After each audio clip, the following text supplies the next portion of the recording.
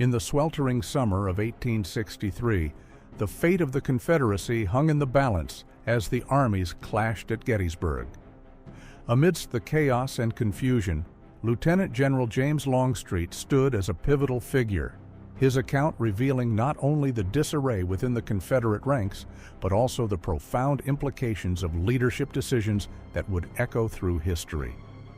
As scouts reported enemy movements and orders were hastily dispatched, Longstreet's observations illuminated the struggles faced by his troops, struggles exacerbated by miscommunication, delayed assaults, and the weight of expectation. With each passing hour, the tension mounted, leading to a critical moment when strategy faltered and the specter of defeat loomed large. Longstreet's first-hand perspective offers a compelling glimpse into a battle marked by valor and vulnerability, where the hopes of a nation collided with the harsh realities of war. This is not just a tale of military engagement. It is an exploration of human resolve in the face of overwhelming odds, a narrative that unravels the complexities of command and the tragic consequences of discord at Gettysburg. But before we begin, be sure to like and subscribe to our channel to support our community.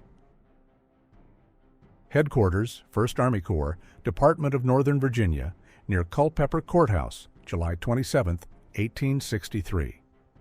On the night of the 28th, one of my scouts arrived with news that the enemy had crossed the Potomac and was likely pursuing us. The scout was sent to General Headquarters with a suggestion that our army should gather east of the mountains and prepare to confront the enemy. The next day, I received orders to move part of my command and set up camp at Greenwood. Most of the command moved on the morning of the 30th, except for Pickett's division, which remained at Chambersburg to guard our rear. By about 2 o'clock in the afternoon, the 2 divisions and reserve artillery had established camp at Greenwood. General Hood was instructed to position a brigade and a battery with Pickett at New Guilford on the road, leading toward Emmetsburg. The following day, our troops began their march toward Gettysburg, except for Pickett's division, which was still on duty at Chambersburg, and a large brigade left by Hood at New Guilford. Our progress was significantly delayed by Johnson's division of the 2nd Corps, which came into the road from Shippensburg along with a long wagon train. However, McClellan's division reached Marsh Creek, 4 miles from Gettysburg, shortly after dark, while Hood's division got within nearly the same distance from town around midnight. Law's brigade was ordered forward to join its division during the day and arrived around noon on the 2nd.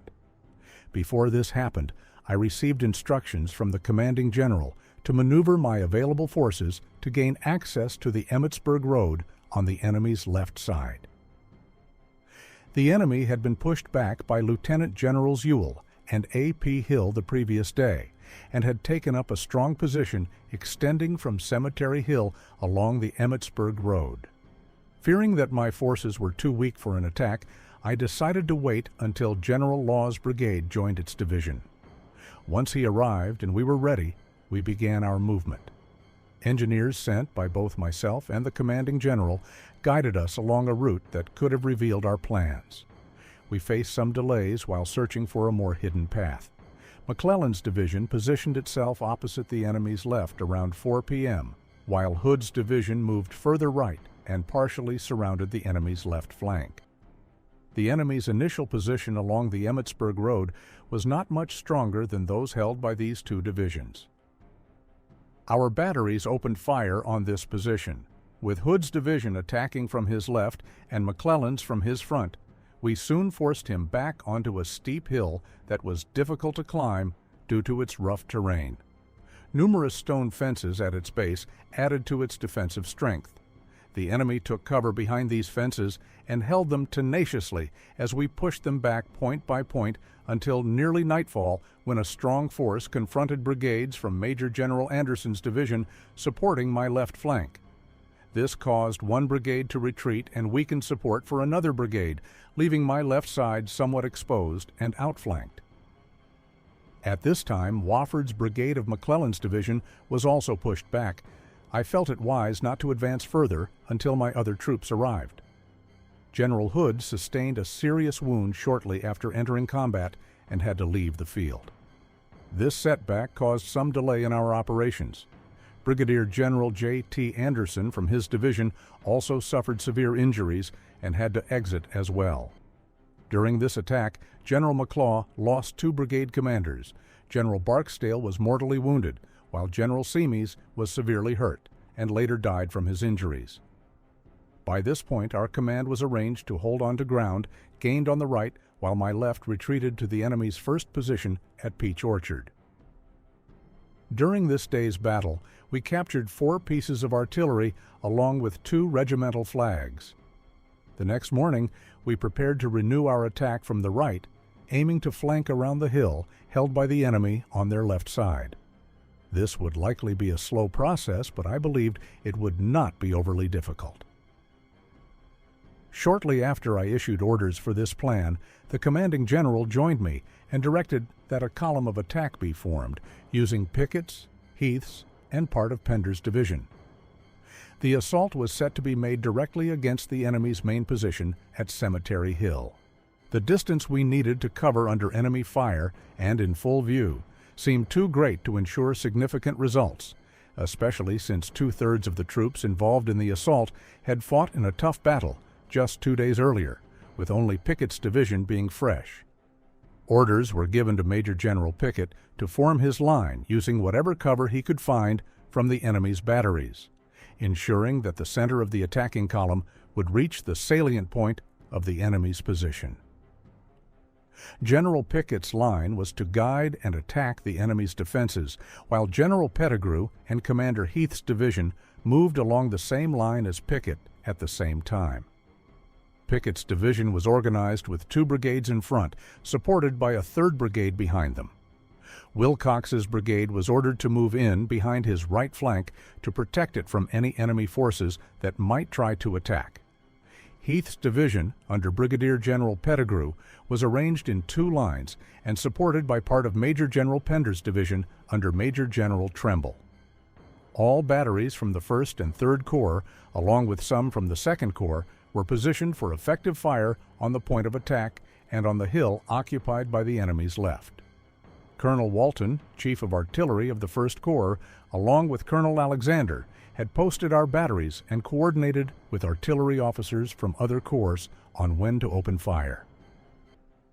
Around 2 p.m., General Pickett, who had been tasked with organizing the lines behind our batteries, reported that the troops were ready and positioned on sheltered ground. Colonel Walton was then ordered to open fire from our batteries. The signal guns were fired, and all those batteries responded very effectively. The guns on the hill at the enemy's left were soon silenced. However, those at Cemetery Hill continued to fight back very fiercely. Many of their guns were driven off, but fresh ones quickly replaced them as they came into action. Colonel Alexander was instructed to find a vantage point where he could best observe our fire's impact and notify us of the right moment to launch our attack. After our batteries opened fire, I rode over to Major James Deering's battery. It appeared that the enemy was rapidly bringing in new batteries as we drove off others. I concluded that we needed to attack very soon if we hoped to achieve anything before nightfall arrived. I ordered our batteries to refill their ammunition chests and prepare to follow up on our advance. I learned that he had advised General Pickett that it was indeed time for the attack, and I then gave General Pickett the order to move forward. I discovered that we had such a limited supply of ammunition that our batteries could not reopen fire effectively. The order for an attack, which I would not have favored under better conditions, would have been canceled if I felt I had that option available. The advance was made impressively. All troops maintained their lines accurately while taking fire from the enemy's batteries with great composure and determination.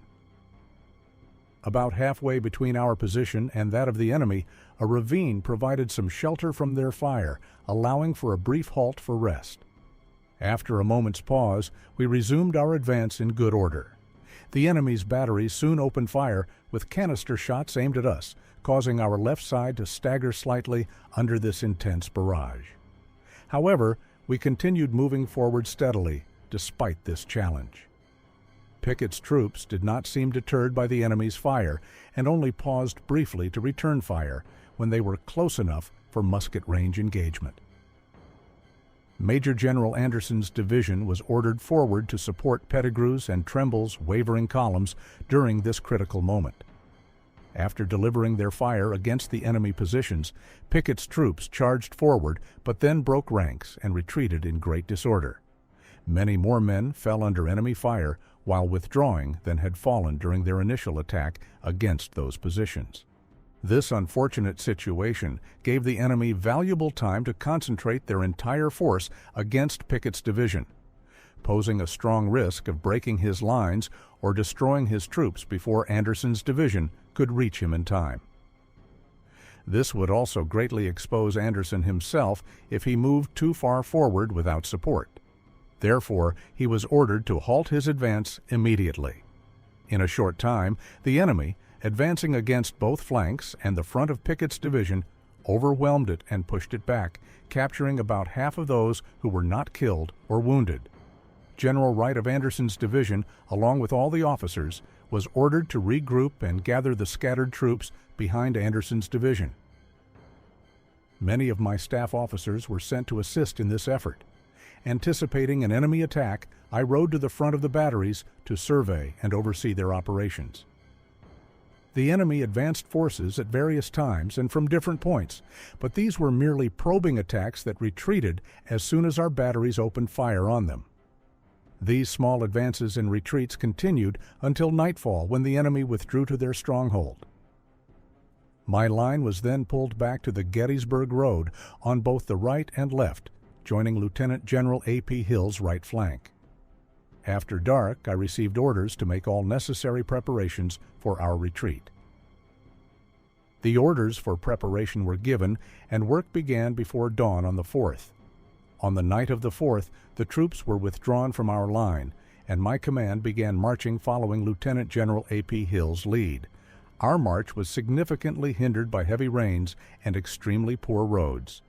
However, we managed to reach the mountaintops early in the night of the 5th. On the 6th, my command moved forward toward Hagerstown, since our exhausted men and animals were not in a condition for rapid movement. I felt unfortunate when I discovered that I could reach Hagerstown in time to relieve our trains at Williamsport, which were under serious threat from enemy forces. Arriving in Hagerstown around 5 p.m., our column moved down Sharpstroke Town Pike and set up camp about 2 miles from Hagerstown. Reports detailing casualties from the campaign, including those killed, wounded, and missing, have already been forwarded for your review. I have the honor to be Colonel, very respectfully, your most obedient servant, James Longstreet, Lieutenant General Commanding, 1st Army Corps, Department of Northern Virginia. As the dust settled over the battlefield of Gettysburg, the echoes of cannon fire faded into a haunting silence, leaving behind a landscape marred by loss and uncertainty. Lieutenant General James Longstreet's account reveals not just the tactical failures and disarray of Confederate forces, but also the profound questions that linger in the aftermath of such a pivotal moment in history. What might have been if decisions had been made differently? Could a more unified command have altered the course of the battle? As Longstreet and his weary men retreated under the weight of defeat, they carried with them not only their wounds, but also the heavy burden of unfulfilled potential. The retreat to Hagerstown marked a turning point, yet it was merely the beginning of a deeper struggle, one that would challenge their resolve and redefine their purpose. In the shadows of victory, the Union celebrated, while the Confederacy grappled with its identity and future. Longstreet's reflections urge us to consider: how do leaders navigate the complexities of war when faced with insurmountable challenges? What lessons can we draw from this tumultuous chapter that resonate even today? As we ponder these questions, we invite you to share your thoughts on Longstreet's account and its implications for our understanding of leadership, strategy, and the human spirit in times of crisis. The battlefield may be quiet now, but the conversation has only just begun.